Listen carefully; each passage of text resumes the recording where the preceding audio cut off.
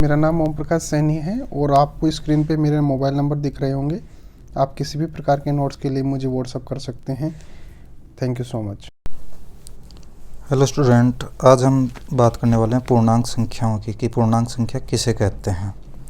पूर्णांक संख्या से पहले हमें ये समझ में आना चाहिए कि पूर्ण संख्या क्या होती हैं। तो आपने अब तक अगर पूर्ण संख्याओं के बारे में पढ़ा होगा तो पूर्ण संख्याएं वे संख्याएं होती हैं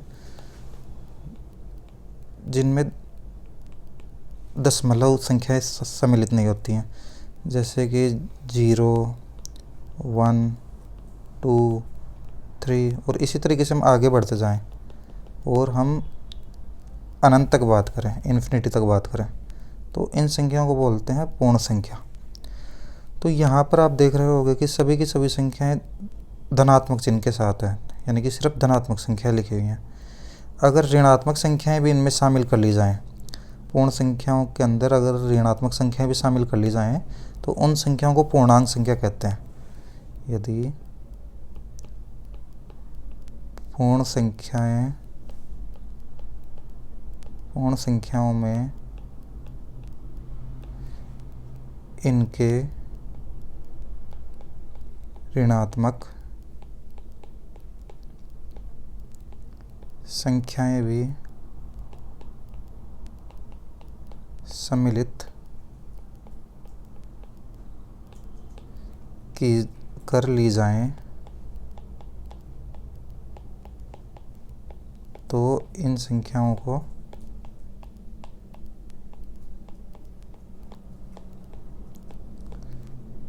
पूर्णांक कहते हैं।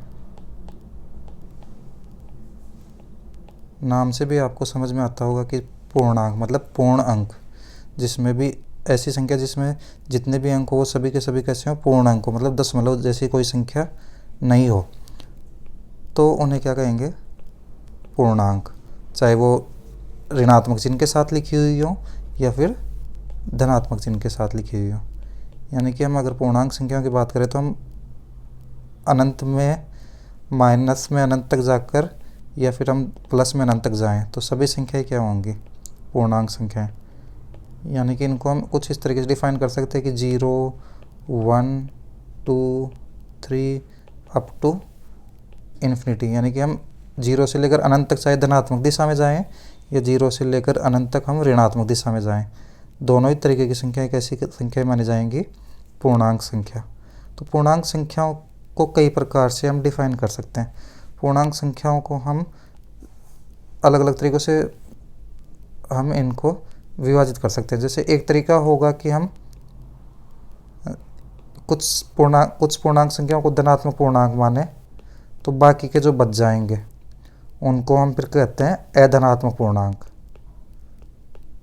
अगर कुछ संख्याएं हमारे पास धनात्मक पूर्णांक हैं तो बाकी की बच गई संख्याओं को हम बोलते हैं अधनात्मक पूर्णांक। और कई बार हम इसको इस तरीके से भी डिफाइन करते हैं कि कुछ संख्याओं को हम ऋणात्मक पूर्णांक माने तो जो संख्याएं बच जाएंगी वो अऋणात्मक पूर्णांक माने जाएंगे। जो संख्याएं बचेंगी उन्हें अऋणात्मक पूर्णांक कहेंगे। क्लियर है? तो जो धनात्मक पूर्णांक होंगे ऐसी संख्याएं जो 1 से शुरू होकर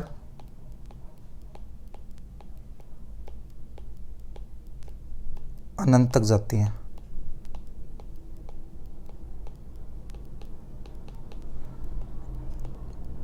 धनात्मक पूर्णांक कहलाता है।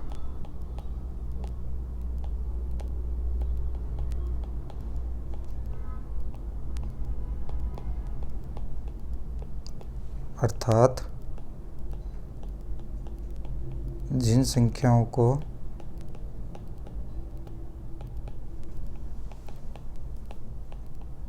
धन चिन्ह प्लस के साथ लिखते हैं।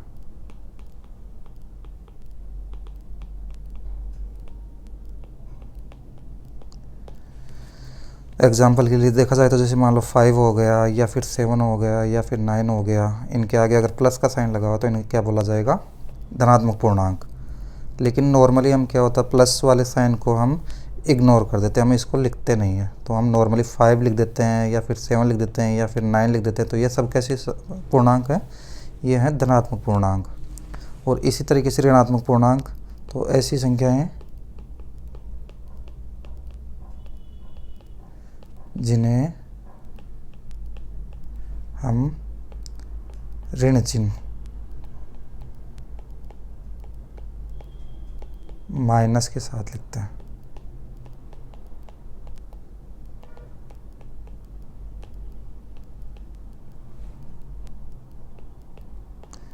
ऋणात्मक पूर्णांक कहलाते हैं।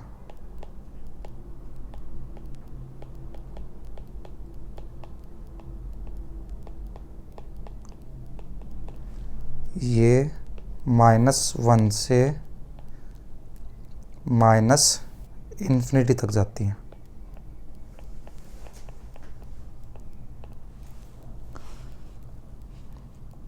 अब हम अगर बात करें तो किस तरीके से हम कौन कौन सी संख्याओं को धनात्मक पूर्णांक मान सकते हैं और कौन कौन सी संख्याओं को ऋणात्मक पूर्णांक मान सकते हैं, कौन सी संख्याओं को हम अधनात्मक पूर्णांक कह सकते हैं और कौन सी संख्याओं को हम अऋणात्मक पूर्णांक कह सकते हैं। तो हम यहाँ पर लिख लेते हैं जो भी हमारे पास पॉसिबल नंबर हैं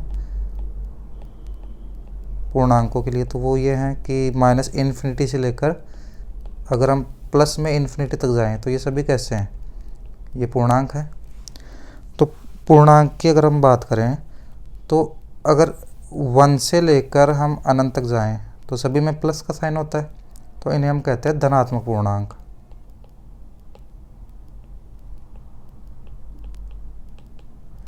और अगर हम बात करें कि -1 से लेकर -∞ तक जाएं तो इन्हें कहते हैं हम ऋणात्मक पूर्णांक, क्योंकि इन सब के साथ कौन सा साइन है, इन सब के साथ में ऋण चिन्ह है,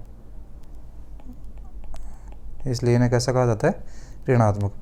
अब जो धनात्मक के अलावा जो बाकी बच जाती है उन सभी को हम क्या कहते हैं, धनात्मक पूर्णांक। उन सबको हम कहते हैं अधनात्मक पूर्णांक। धनात्मक के अलावा जो बच गई उन्हें अधनात्मक पूर्णांक कहते हैं। और इसी तरीके से जो माइनस वाले चिन्ह के अलावा जो जितने भी नंबर्स बच गए उनको हम कहते हैं अऋणात्मक पूर्णांक।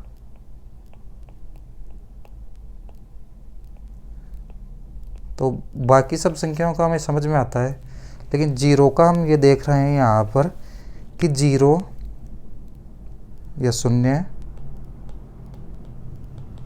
न तो धनात्मक पूर्णांक है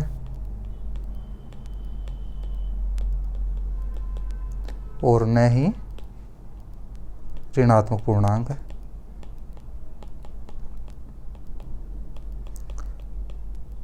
तो कई बार जब पूछा जाता है कि जीरो धनात्मक है या ऋणात्मक है, तो यहाँ पर ये सवाल उत्पन्न होता है कि जीरो न तो धनात्मक होता है और न ही ऋणात्मक होता है। इसका मतलब ऐसा तो नहीं है कि जीरो पूर्णांक ही नहीं हो, लेकिन हमने लिख तो रखा है कि जीरो पूर्णांक होता है, तो फिर जीरो किस तरीके का पूर्णांक होता है। तो जैसा मैंने ऊपर शो कर रखा है, जीरो या तो अधनात्मक पूर्णांक कह सकते हैं उसको, या फिर हम उसको अऋणात्मक पूर्णांक कह सकते हैं। तो जीरो या शून्य अधनात्मक